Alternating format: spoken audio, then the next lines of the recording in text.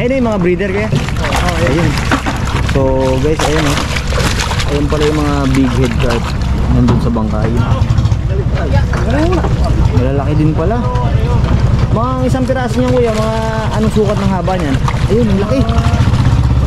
Grabe, ang laki. Mga almost 2 feet. Oh. Malaki na dyan. Ay, grabe. Buntis. Ayan yung female kuya. Oo, babae. Pag mga ganyan kuya, mga ilang taon na yan? Mga 1 taon, dalawa. 1 taon sa 2 taon. Even when you feel low, you can still go. Even when you feel slow, you can still go. Even when there's no hope, you can still go. I never answer to no, man, I still go. Go, go, go, go, go.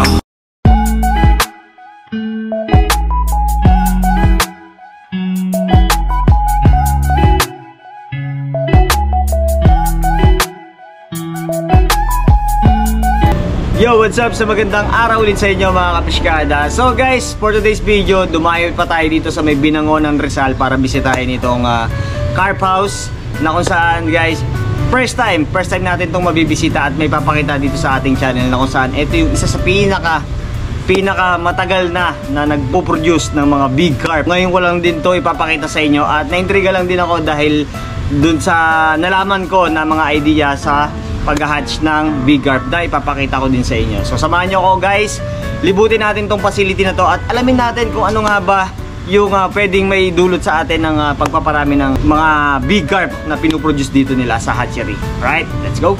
Magandang umaga po sa ating lahat, mga kababayan ko. Ako po si Mr. Jose Arlao. Ang tawag po sa akin ay si Kalebong at si Lolo Aspog. Ako po ay 68 years old na po sa ngayon. Kung aking hatchery ay may katagalan na rin to. Almost 42 years and above na po ito. Nag-start po ako ng 1981-82 dito sa aking pagpaparami ng karpa. Kaya ito po yung bali kong buhay sa aking pamilya mula noon hanggang ngayon. Ang ginagawa ko po rito, puro artificial po ang aking pagpapanak. Nagamitan ko po ng ng hormones, hypophysis, artificial. Nag-i-inject po kami ng hormones para po mag-release ng eggs yung mga breeders namin ng carp. Then ang proseso po, meron kami mga incubator na drum na 200 liters. Doon po namin nilalagay yung mga eggs. Doon po siya na hatch for 18 to 20 hours. At nagiging hatchling na po sila ron hanggang sa maging fry for 6 to 7 days. And ready na po sila for shipment. Lahat po ng pinuproduce ko rito ay itong puro fresh water po. Wala po akong pinuproduce na saltwater fish yung sa isda sa alat. Kaya yan lang po yung aming mga system ng proseso rito ng pagpaparami. So guys, magandang araw ulit sa inyo at yon kasama natin si Tatay Lebong, ang owner ng carp house. Dito yan sa may Dalig, Batingan, Binangonan, Rizal. So ngayon guys, yung facility nila dito at itong hatchery is papasukin natin para ipakita sa inyo kung ano ba yung laman doon sa loob na makikita din natin. At mamaya papasama tayo kay Tatay Lebong para libutin pa yung mga ibang makikita natin dito sa kanilang hatchery. So Tay, magandang araw po sa inyo. Magandang araw naman. Ayan, so pwede po bang makatuloy sa inyo pong hatchery para pwede makita natin? Okay. Okay. Sige. First time natin tong mabibisita at yung hatchery na to, dahil nga sabi ko sa inyo, na-curious ako sa ginagawa nilang pagpaparami at pagpo-produce ng mga karpa. So hindi naman siya yung usual na nakikita natin, no? At nabanggit sa atin ni Tatay Lebong na ilan lang din yung nakakapag-produce ng mga ganitong klaseng karpa. So pakita ko muna sa inyo ngayon yung facility dito. Para saan ho ba itong mga drum na to? Ito yung tinatawag na incubator. Incubator. Hatching tank. Hatching tank. Oh. Ayan. Ito para saan ito? Ito yung pinaglalagyan ng mga eggs. ng mga eggs. Dito na dito na hatch yung mga eggs. Yung mga eggs. Bali po dito sa inyong hatchery, particularly, kayo yung mismong nagbi-breed ng mga karpa. So, nabanggit sa atin ni Tatay Lebong kanina na yung mga breeder is na andun sa lake, tama po ba? Yes. Yun. Tapos dinadala po dito sa inyong hatchery para i-breed. So, eto kung makikita nyo, guys, eto, ang dami nyo ditong mga incubator dito, guys, oh. Ayan. So, pasama tayo dito kay Tatay para explain sa atin kung ano ba yung process na ginagawa nila. So, dito tayo, bali, paano po yung sistema na mangyayari kapag nilagay po dito yung mga eggs? Dito nagkakaroon, dito na hahatch yung mga eggs ng mga carp. Opo. From here, sa spawning tank, dito kinokolekt. Diyan kinokolekt yung mga eggs pagka may mga breeder na dyan na na-spawn, na panak na. Yung eggs nila, dito nilalagay sa incubator. Ito yung pinaka-incubator nila. Okay. Dito na siya mapipisa. Okay. Ng mga 18 to 20 hours. 20 hours? Oo. From dito po sa spawning na nangyari? From spawning, from here. Dito na siya, pag na-hatch dito, 18-20 hours, magiging hatchling na siya. And after mga 3 days, 4 days, magiging ano na siya, fry. Fry na. So, bali, eto guys, yung nakikita nyo, eto yung pond nila dito. May diameter to na banggit sa atin na 4 meters. Na yung lalim niya almost mga 1.5 feet lang din. So ngayon wala pa tayo nakikita ng mga karpa dito dahil dadalhin pa dito mamaya at ipapakita sa inyo yung gagawin nilang preparation. Kasi nabanggit sa atin ni Tatay Lebong na 1 day po ang preparation bago isalang sa breeding process. Yun. So medyo pala to, medyo technical din to guys, kasi nakikita nyo, tignan nyo yung mga piping nila dito.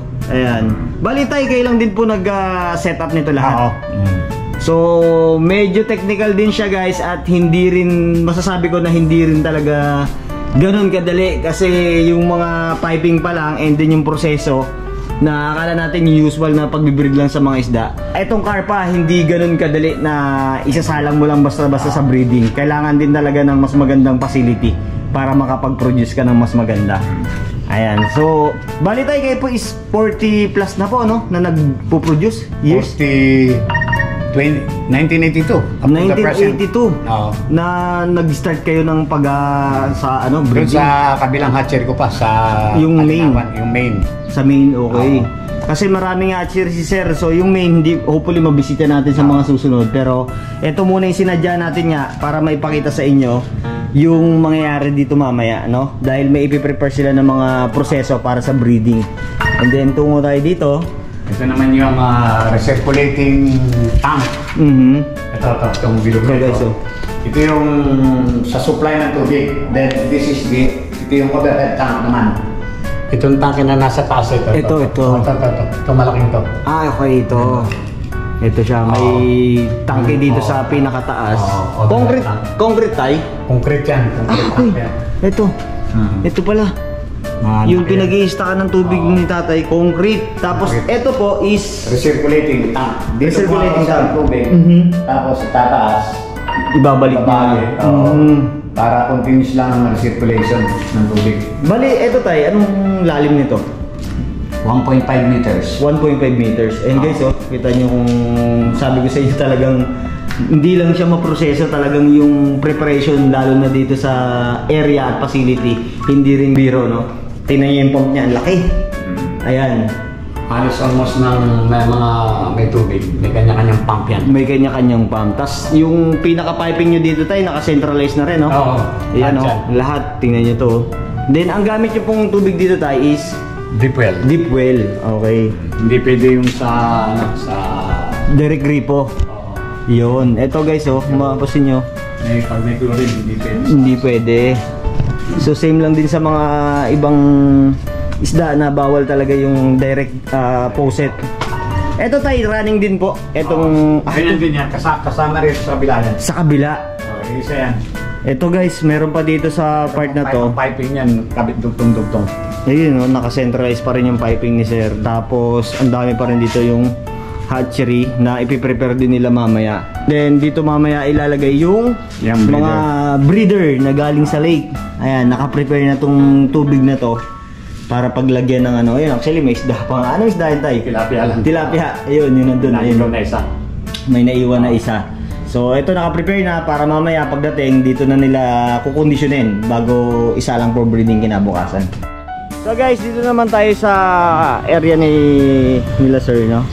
So may nakita kasi ako dito mga maliliit na ano, concrete pan, parang pang grow out nila at lagayan ng fry. And actually meron ditong mga fry na ng ano, karpa, no? Tayo, no? Ang dami dito, nabanggit ni Tatay Lebong na 10,000, almost 10,000 pieces. Yung mga nakikita nyo maliliit na yun, no? Ayan. Ang dami yan guys, ayun, no? Pag ganito tayo, ang pinaka tubig nito, wina-water change pa po ba natin? Continuous lang. Para siyang free-flowing lang. May in and out. So kaya pala dito guys, may mga tubo na nakaabang sila. And then, may labasan ng tubig. Then, eto, nabanggit sa atin sir, mababa lang yung water nito at yung volume kasi pasok naman sa sukat ng pan, kaya hindi na kailangan ng aeration. Pero may nakaabang pa rin sila dito mga air pump kung sakali. Kasi kung maraming volume, kailangan na natin siyang lagyan ng pump hindi mamatay, no? Ayan. Ang dami nito. Ayan, no? Bali dito tayo, ilang pan po yung gumagana dito? Ito yung prior ring tank, ano lang to? Isa, dalawa, tatlo, apat lang na maliliit. Apat na maliliit, para lang po sa ano? Para lang sa mga fry.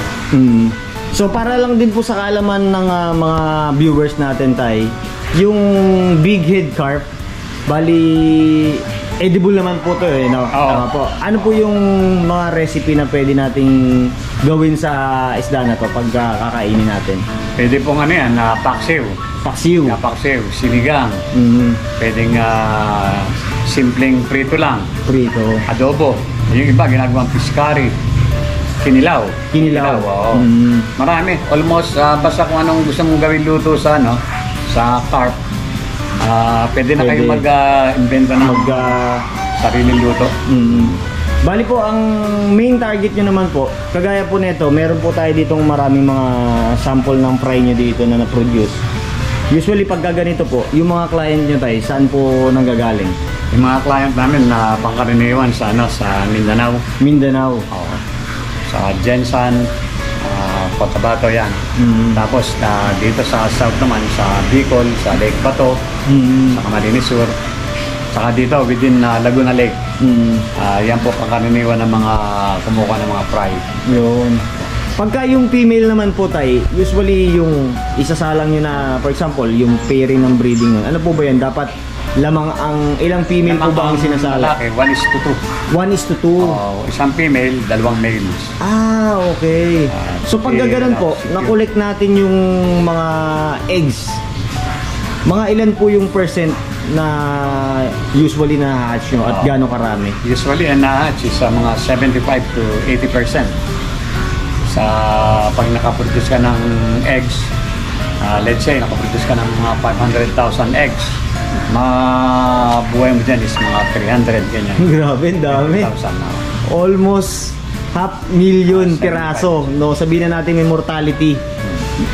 Ang malinis na ma-hatch mo 300,000, grabe. Dito is ang binibenta nyo fry or mga fingerlings din po. Mga fry at saka fingerlings. Fingerlings. Usually mga magkano po nagre-range ang price? Yung fry nagre-range siya ng mga 10 centavos. 10 centavos. Then kung mga fingerlings naman, 1 peso pataas. Depende sa size. Depende sa size. Okay. Same din sa mga ibang ano na kagaya sa hito, kung yung pricing nakabase rin po sa laki. Sa laki niya. Ayun. So guys, ito pakita ko sa inyo muna yung facility nila dito nila sir. And nakita ko kasi kanina may tinuro sir itong pan na maliit. May crayfish. Ito guys. So dito meron silang nilagay dito. Kaya lang yung mga naan dito guys is mga ano pa, railings pa lang. Then meron siya ditong mga karpa na din. Ayun oh, yung mga nakikita yan, big head carp na yan. So nilagay ni sir mga ano na, fry. Yung iba mga ano na, juveniles na. So hanap tayo dito ng mga railings na nakalagay. Kasi may nakita ko pa ilan-ilan. Check natin dito sa pipe nila. Ito siguro yan. Ayun, tumakbo. Ayan. Almost mga ano lang, 2 inches or 1.5. Ito guys. Ayan o. Tatago sa bato. Ayan. Ayan siya. Ayan. So dito, nag-trial lang sila dito ng pag-aalaga. Pero yun talaga yung pinaka forte ni Sir is yung pagpo-produce ng mga big head carp. So ngayon guys, pupunta tayo ng Binangonan Fishport para kunin yung mga breeder ng karpa, no? Nadadalhin doon kay Tatay Lemo para isa lang sa breeding. So check natin yung mga isda na makikita natin doon. Samahan nyo guys, tara, go! Let's go. I wake up to a little bit of drool on my pillow, feel like it's gonna be a bad day. Yeah, I'm tired of shit, and the coffee ain't hit yet, damn, ain't that great. I don't wanna go to work, cause my boss is a jerk, and I'm not even that paid. I need a change in my life, cause I don't feel alive, and there's nothing that makes me happy. Hold my beer for a minute, I'm about to quit my job, cash in for a ticket. I'm going on a trip and I don't plan to visit. I'm gonna stay there till I feel like I'm winning, and this is just the beginning. I need a big change, help me feel like living. I need a big swing, home runs I'm hitting, and I'll never look back, moving on till I get it all. And we all got dreams, we all want things, but what you gonna do for it? How you gonna move for it? What you gonna be? And do you believe you can do anything? But what you gonna do for it? How you gonna move for it? What you gonna be?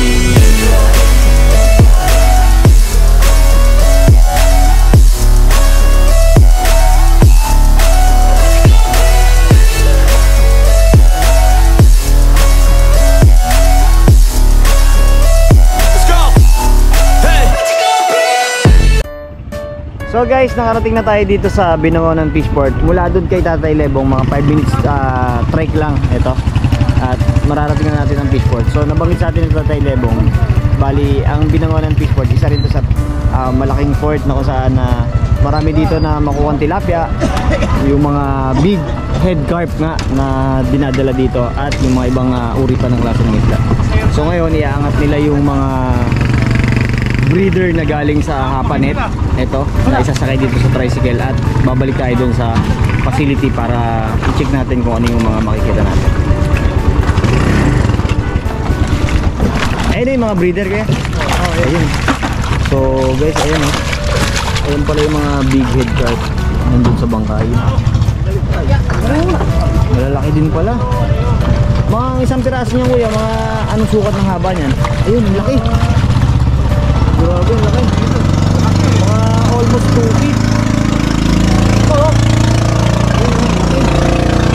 Malaki na dyan. Ay, grabe. Buntis. Yan yung female kuya. Oo, babae. Pag mga ganyan kuya, mga ilang taon na yan? Mga 1 taon, 2. Isang taon sa 2 taon. Anong pangalan niyo kuya? Ryan. Ryan. Buknoy. Kuya Buknoy. Baka mayroon kayong gusto i-shoutout kuya. Shoutout sa Talimusak, sa Estimate. Yeah, kuya Ryan. Baka may gusto i-shoutout. Shoutout sa mga kasama ko sa Carp House. Yun. So guys, sila kuya yung kumuha doon ng mga big carp na dadalhin. Ito, tricycle yung paglalagyan. Dito may trapal din sila dito. Tapos dito isasakay para ibalik doon sa carp house. Check natin yung pagkuha nila. Tuwing kailan kayo kuya nag-aangat ng mga breeder mula sa Hapanet? May schedule. Schedule ng breeding si Paana. Pag doon ba sa pinaka hapa niya, pinapakain pa yun doon? Ah, hindi na. Natural ano na lang yung kinakain nila doon. Hindi. Lalagay na sila kuya ng tubig dito.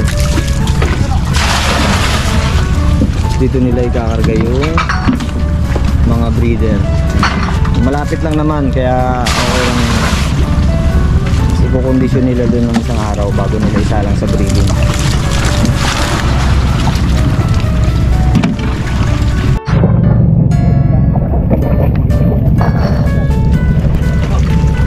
Bigay sa akin. Mga tansya nyo kuya, mga ilang kilo yan? Ang isang piraso 8 8 kilo ang isang piraso. Grabe, mabigat din. Ayun.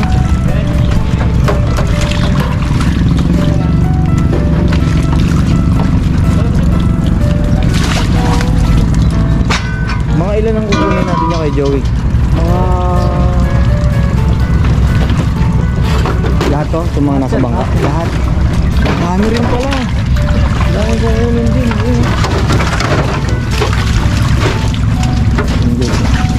Okay lang to na walang aerator, no? So, mula sa pinaka lake, yung mga big head carp na galing sa net, ayan, sinasakay na natin dito sa tricycle. So yung isa, guys, maabot ng mga 8 kilo.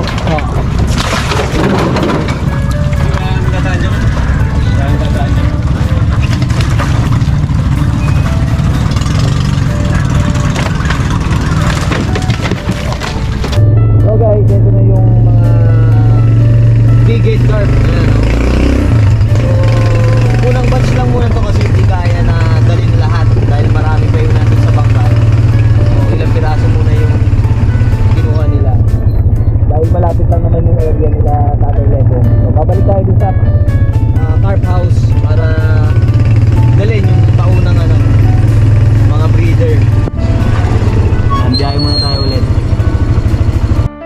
So pasalamat pala tayo kay Kuya Joey at kay Kuya Manny. Ayan, yung tricycle driver na nagaling sa atin sa port at pabalik dito sa carp house. So ngayon, bababa na nila yung mga big head carp at ilalagay dun sa pond na pinakita ko sa inyo kanina. So tara, let's go!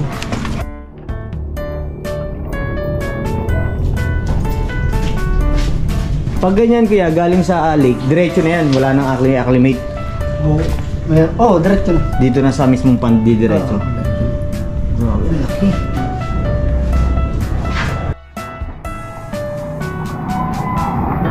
Bakit pa taob ko yung handle?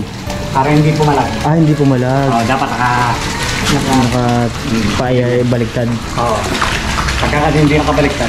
May chance na tumalon ko. Tumiglas. Ayun.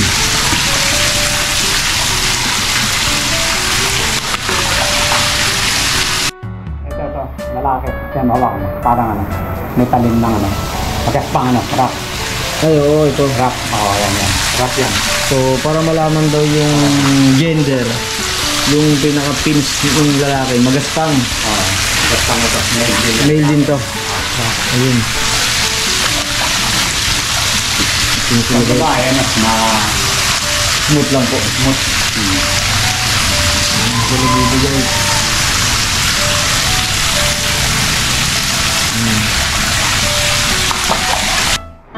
Ayan guys, bumaba na si Tatay Lebong sa pond. Para pakita sa atin yung female. Kukunin yung female para makita natin. Actually, kita mo na yung kagad kasi malaki talaga siya guys. Ayun. Buti pag po, hindi po sila ganun kapiglas na tayo. Ayun. Ito yung female. Ako, hindi ba? Smooth yung yan, pectoral pin. Ito yun po. Ay, oo nga guys. Yung lalaki pag ginanuhan mo, magaspang. Magaspang. Ito, mga 8 kilo nga daw po, sabi nga ko. So, kung mapapansin nyo, pag binubuhat nila, nakabaliktad. Para hindi tumalon. Yan ang sekreto niya, para walang lakas. Pag nakaganyan siya, wala na siyang lakas. Wala siyang lakas. Okay.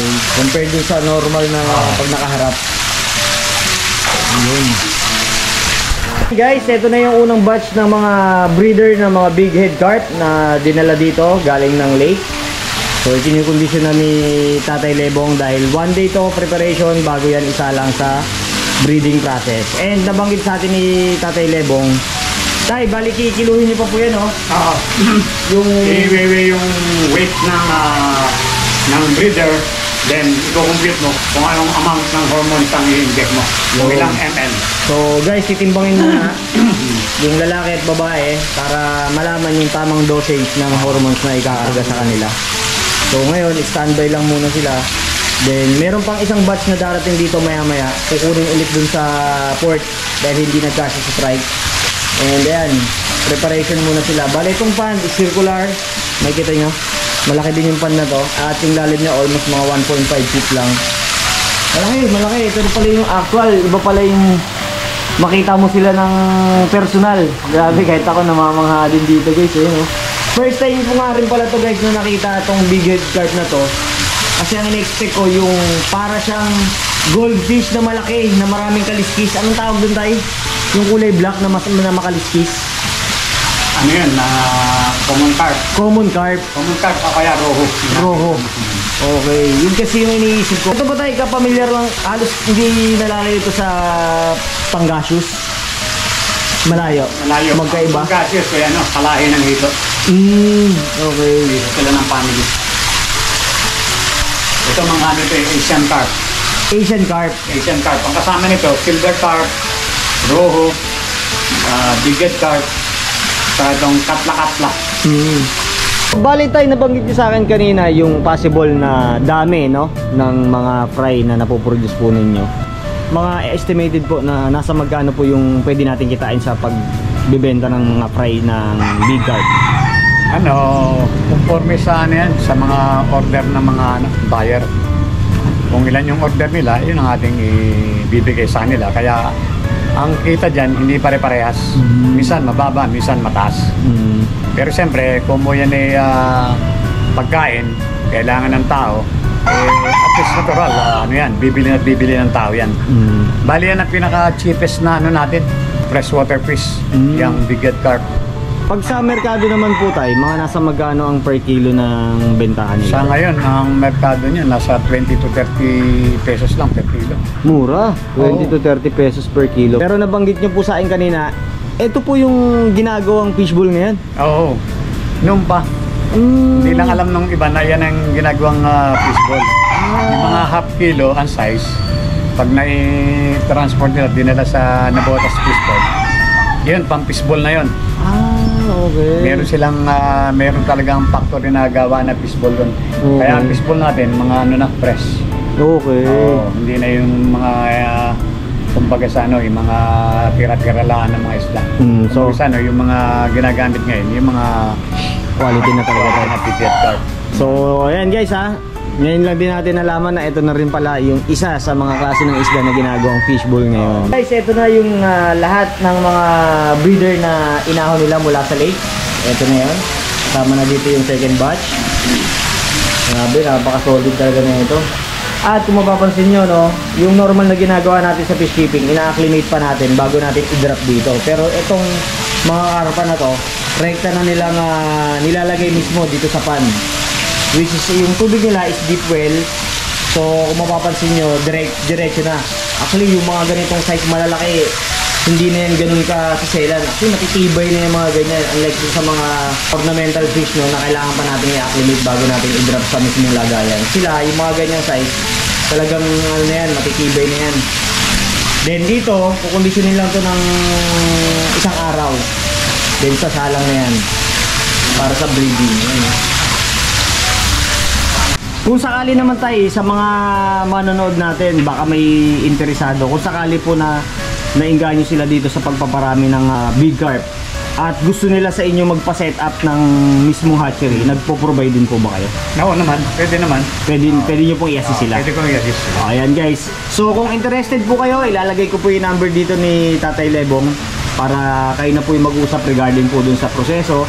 At lalo na yung mga in-out niyang mga fry, yung mga pwede nyong palakihin, i-grow out, marami siya dito yun. So pwede nyong contact si Tatay Lebong. Dahil dito sa Binangonan, isa siya sa pinakamatagal, pinakamalaking hatchery na nagpo-produce ng mga big carp dito sa Binangonan.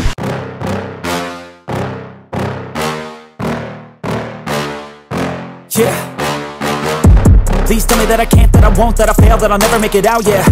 Please tell me all the bad, never good. Fill my head full of every single doubt, yeah. Please say any negative thoughts. I pop off when I hear people say I cannot. I get off to the thought of proving everyone wrong. I won't stop to the top, so you better back off and get lost. I'ma stay loud, stay proud, never running out, never heading south. I'll be spreading out, call it word of mouth. Can't put me down, I'll be getting loud. You can have your doubts, not what I'm about. Have your cloud, it be raining now. I keep making sound, go another round.